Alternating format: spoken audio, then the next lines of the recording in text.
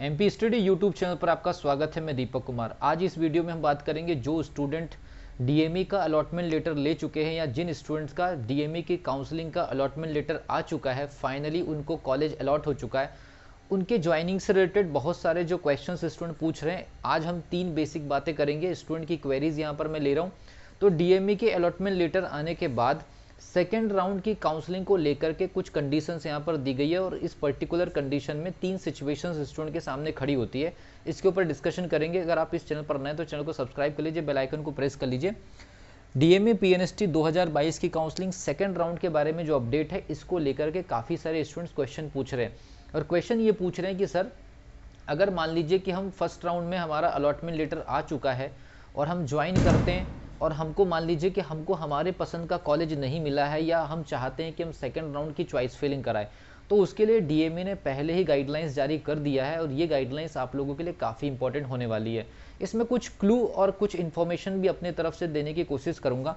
सबसे पहली चीज़, शर्त नंबर 1 ये है कि अगर मान लीजिए आपका अलॉटमेंट लेटर आ चुका है, तो अगर आपका अलॉटमेंट लेटर आ चुका है और आप किसी पर्टिकुलर कॉलेज में जाकर के ज्वाइन कर लेते हैं और ज्वाइनिंग की पूरी प्रोसेस वहाँ पर कंप्लीट कर लेते हैं, मतलब आपने अलॉटमेंट लेटर के बाद आपने ज्वाइनिंग ले ली, मतलब एडमिशन ले लिया, इसके बाद सेकेंड राउंड की काउंसलिंग में आप जो है एलिजिबल नहीं होंगे, मतलब आप री चॉइस फिलिंग नहीं करा सकते।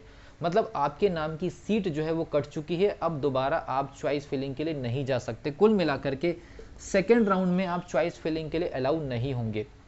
दूसरी कंडीशन ये है, इसके ऊपर अभी और चर्चा करेंगे। दूसरी कंडीशन ये कि आपका अलॉटमेंट लेटर तो आया है, आपका अलॉटमेंट लेटर तो आया है, लेकिन मान लीजिए कि आपने ज्वाइन नहीं किया, आपने मान लीजिए कि ज्वाइन नहीं किया। अब ज्वाइन नहीं करने की वजह क्या हो सकती है? कुछ स्टूडेंट को ये लगता है कि सेकेंड राउंड में सीट खाली रहेगी तो हमको हमारे पसंद का कॉलेज मिल जाएगा। यही सबसे बड़ा मैटर है।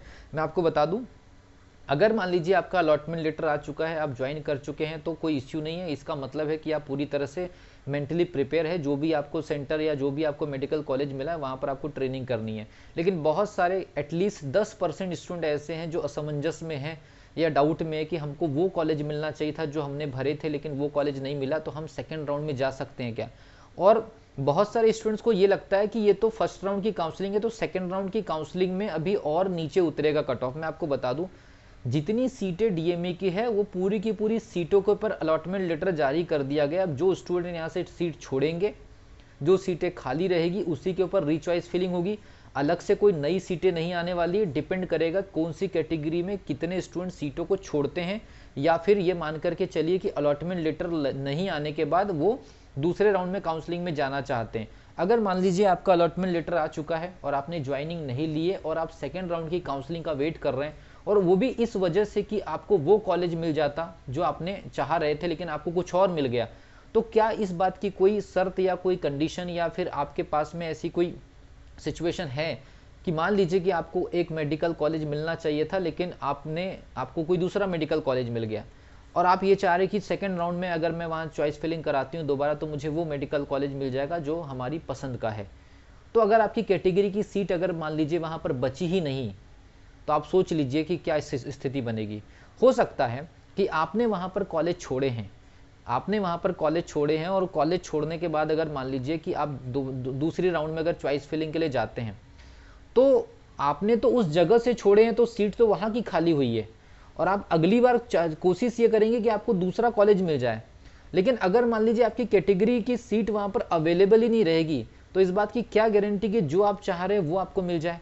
इसलिए पर्सनल तौर पर जितने भी स्टूडेंट सेलेक्ट हुए हैं उनको मेरी अपने तरफ से यही राय है कि आपको जहां अलॉट हुआ है वहां आप एडमिशन लीजिए, वहां आप ट्रेनिंग लीजिए। अदरवाइज हो सकता है कि आप बेवजह की अलॉटमेंट लेटर आने के बावजूद अपनी सीट को खो सकते हैं। ये गलती न करे स्टूडेंट। मैक्सिमम स्टूडेंट ये गलती करने की कोशिश कर रहे हैं कि अभी सेकेंड राउंड में कुछ सीटें आ जाएंगी। पूरी की पूरी सीट पर अलॉटमेंट लेटर जारी कर दिया गया है।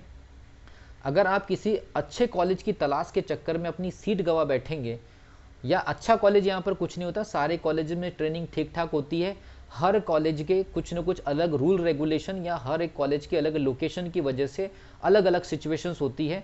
तो अलग अलग कॉलेजेस में पढ़ने वाले जितने भी स्टूडेंट्स होते हैं, अलग अलग कॉलेजेस के नुकसान फ़ायदे या उनके बारे में कुछ अच्छाइयाँ कुछ बुराइयाँ सोशल मीडिया पर बताते रहते हैं। जबकि आपको एज अ ट्रेनिंग स्टूडेंट वहाँ पर जाना है। तो अगर आप बेहतर ट्रेनिंग के माइंडसेट से जा रहे हैं तो आप अच्छा ही करेंगे। तो सबसे पहली चीज़, अलॉटमेंट लेटर आ गया है, ज्वाइन आपने कर लिया, सेकेंड राउंड में आप काउंसलिंग में नहीं जा सकते। अलॉटमेंट लेटर आ गया है, अब आपने ज्वाइन नहीं किया तो सेकेंड राउंड में आप काउंसलिंग के लिए तो जा सकते हैं, लेकिन आप छोड़ सीट इसलिए रहे ना कि आपको अच्छा कॉलेज मिल जाए, लेकिन अच्छे कॉलेज में जो आप चाह रहे थे वहाँ आपकी कैटेगरी की सीट अगर नहीं बची तो ये मान करके चलिए कि डीएमई आपके हाथ से निकल जाएगा। तो मैं यहाँ पर पर्सनल तौर पे सलाह दूँ, ये गलती आप न करें। अलॉटमेंट लेटर आ चुका है, आप किसी भी कॉलेज में जहाँ भी अलॉटमेंट लेटर आया तुरंत आप ज्वाइन करिए, अपनी डॉक्यूमेंट प्रोसेस को कंप्लीट करिए।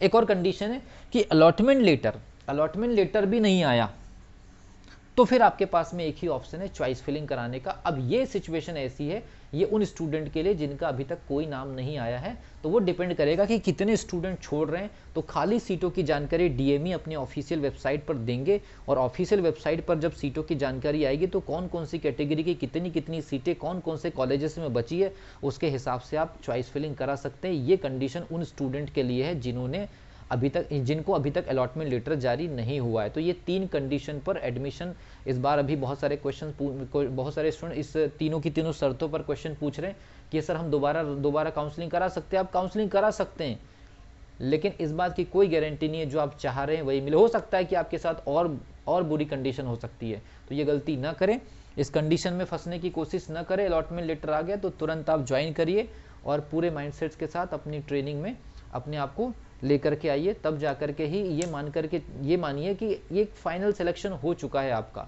इसमें अगर मगर वाली स्थिति मत बनाइए। ये सबसे बड़ा गाइडलाइंस आपको मैं देने की कोशिश कर रहा हूँ कि यहाँ पर बहुत सारी लड़कियाँ पिछले बार भी गलती करी थी और फिर आपके हाथ से सीट निकल जाएगी। तो मिलता हूँ अगली वीडियो में, तब तक के लिए wish you all the best.